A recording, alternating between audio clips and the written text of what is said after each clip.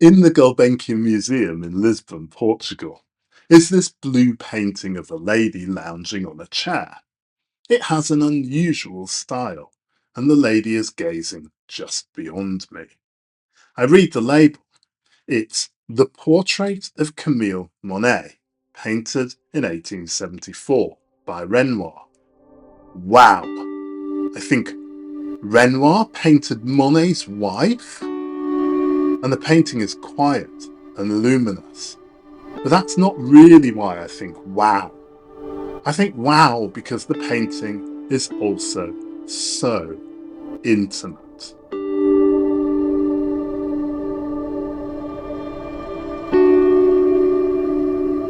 Welcome to Articulate. I'm Daniel Trump, and today I'd like to start with intimacy, because it's the most extraordinary and special of human conditions. It's also one of the most limited, rare, and fragile of human conditions. Intimacy is casually substituted in popular media with the superficially mimetic, such as sexual desire, or honey-infused comforting care, or razor-sharp microscopic detail. None of these quite encapsulate the singular exquisiteness of intimacy. Intimacy must involve trust, candid honesty, and maybe a strength born of weakness. Just trying to explain intimacy in writing is sufficiently difficult. How much more difficult is it to capture intimacy in an aesthetic sense, in form, tone, pattern, and composition? But that's what Renoir has masterfully achieved in this painting. In this episode of Articulate, we'll explore how Renoir managed such an achievement, going beyond the aesthetics of this painting. So let's start with Camille Monet, the woman in the painting. Camille Dancier was more than just a painter's muse. She was Claude Monet's first wife and the mother of his children, and she appears in many of his most important early works.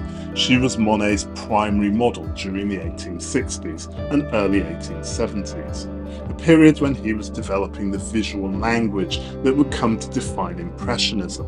But to simply call her a model is to miss the deeper intimacy and personal significance that she held in both his life and his art. Camille and Claude met in the early 1860s when she was working as a model in Paris, and they married in 1870. She endured poverty, displacement during the Franco-Prussian War, and the precarity of Monet's struggling career. She wasn't just present in his art, she was entangled with the very fabric of his daily life, the domestic rhythms that so many Impressionist works sought to capture. Camille died tragically young at the age of 32 in 1879, but her image endures across dozens of canvases, often caught between fleeting light and emotional stillness. Of course, what's interesting here is that this portrait of Camille wasn't painted by her husband. It was painted by Pierre-Auguste Renoir, a close friend of Monet's, and that matters. Painting a friend's wife, not a professional model, brings with it a different kind of intimacy, a more delicate and socially nuanced exchange.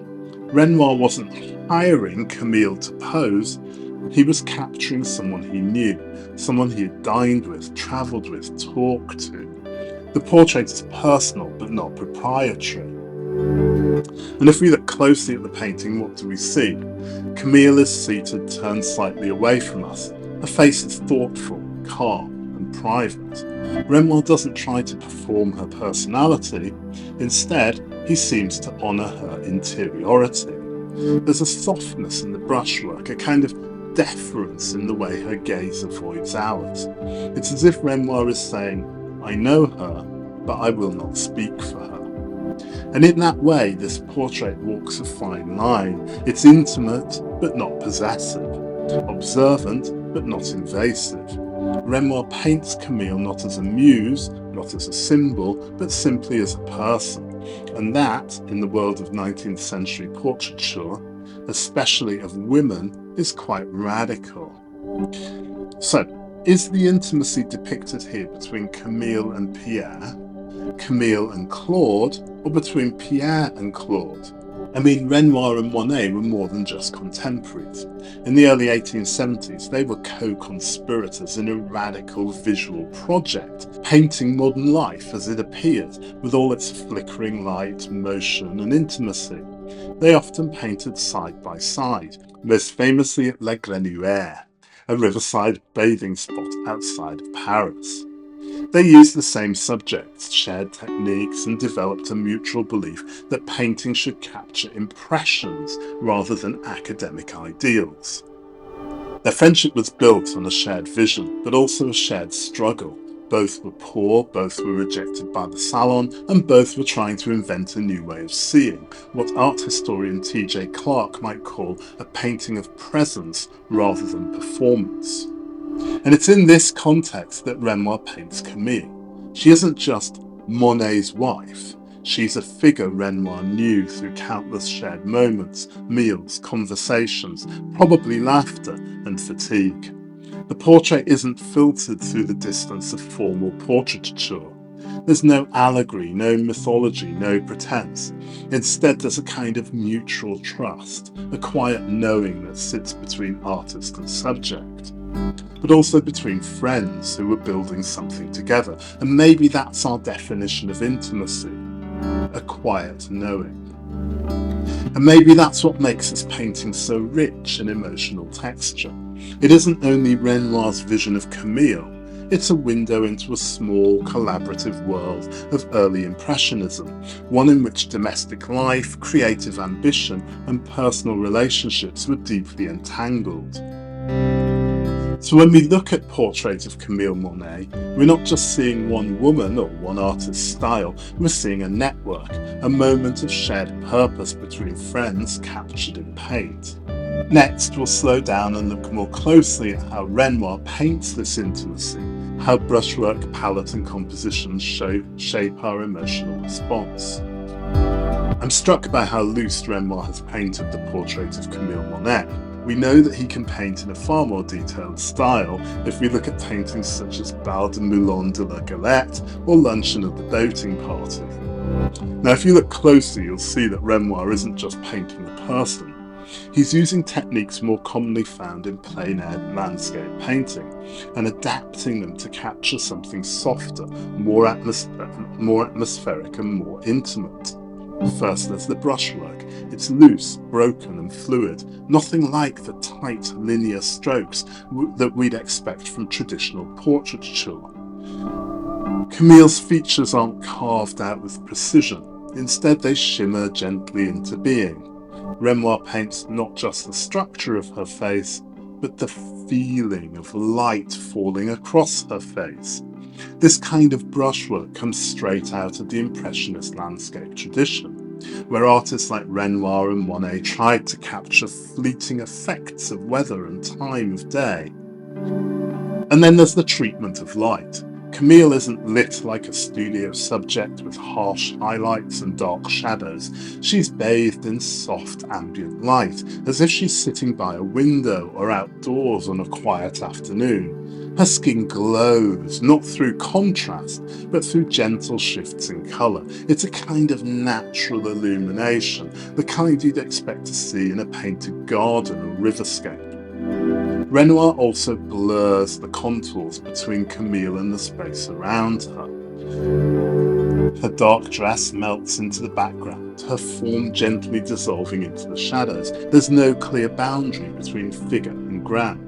It's as though she's part of the air around her. And this echoes the way Impressionist landscape painters would let trees blur into sky or water blend into shoreline. And finally, there's the use of colour. Renoir doesn't model form with line and shading, he uses colour to create harmony across the canvas. The pinks in Camille's cheeks echo faintly in the background, her flesh tones ripple into the surrounding space. It's subtle, but it binds everything together. Just as in a landscape, colour becomes the glue that holds the image in balance. So what does all this achieve? It makes Camille feel not staged, but present, not idealised, but seen, as she might appear in a passing glance or a moment of quiet observation. Renoir isn't describing her, he's perceiving her. And in doing so, he brings the emotional sensitivity of Impressionist landscape painting into the most intimate of human subjects. At first glance, Portrait of Camille Monet seems to invite us into a private world, one of quiet observation, closeness and familiarity. And yet there's something curious happening here. For all the softness and apparent proximity, there's a restraint to a subtle sense that we're looking but not being invited in. And this is what we might call a private gaze without intimacy. Camille's head is turned slightly to the side. Her gaze avoids ours. There's no smile, no direct acknowledgement of the viewer. Unlike the confident, outward-looking portraits of the salon tradition, or the flirtatious, knowing glances of more theatrical portraits, this image is inward-facing. Camille seems absorbed in her own thoughts, her own space. And this is important. Renoir doesn't try to construct intimacy through eye contact or emotional exposure. Instead, he creates a space where intimacy is suggested, but not possessed. We're close to Camille, but that closeness doesn't guarantee access. She remains self-contained, emotionally reserved, and this makes her all the more compelling. And this is how Renoir avoids the voyeuristic trap that so many portraits of women in the 19th century fall into. Think of Ingress, for instance, where the female sitter is often laid out for visual pleasure, her body and gaze offered to the viewer as spectacle. Or even Manet's Olympia, which challenges that gaze, but still centres it. Renoir, by contrast, treats Camille with tact. There's an ethical restraint at work. He knows her, but he doesn't pretend to own her. And this sense of emotional distance within physical closeness is something that art historian Svetlana Alpers touches on in her writings about the Northern pictorial tradition, as she argues that intimacy in painting doesn't always rely on narrative or identification. Sometimes it emerges from observation itself. That's a quiet, persistent looking that doesn't demand reciprocity. That's very much what's happening here. So what we have is a painting that captures a moment of quiet presence. It's intimate, yes, but it's also respectful of privacy. Renoir offers us not Camille's performance, but her being, withdrawn, thoughtful and unspoken. If intimacy is based on trust, then it must be respectful of agency and privacy. So far, we've talked about the portrait of Camille Monet as an image of restraint, closeness and quiet presence. But to get a better understanding of the intimacy of this piece, we need to step back and look at how it fits into the broad aims of Impressionism. Because in many ways this painting is a perfect example of what we might call the intimacy of the everyday. Impressionism as a movement was never just about colour and light. It was about attention. Attention to the ordinary, attention to the transient, attention to the overlooked. Painters like Renoir, Monet, Morisot and Degas weren't chasing grand historical themes or mythological allegories. They were turning their gaze to the world they inhabited, a world of balconies and cafes, riversides and drawing rooms, mothers and children, friends and lovers. In this context, Portrait of Camille Monet becomes more than just a portrait. It becomes a gesture of care towards the small, the personal, the unheroic. Camille is not idealized, she's not elevated, she's simply present. A woman seated quietly, painted not because she symbolizes anything, but because she exists and is loved and is seen. And this elevation of the ordinary was radical in the 1870s. Academic art was still dominated by historical painting, with its narratives of conquest, virtue and drama. Even portraiture, in its salon form, was often a kind of performance. Wealth displayed, social identity constructed, artifice embraced. Impressionism rejected that. It said, let's look at what's really here, in our homes, in our families, in the light falling through the window at 3 p.m. There's also a gender dimension to this. Female impressionists like Morisot and Cassette often painted domestic interiors, children, and maternal relationships, and these subjects had long been dismissed as feminine or private. But Impressionism reclaimed them, showing that the daily life of women was as worthy of serious artistic intention as any mythological or military scene.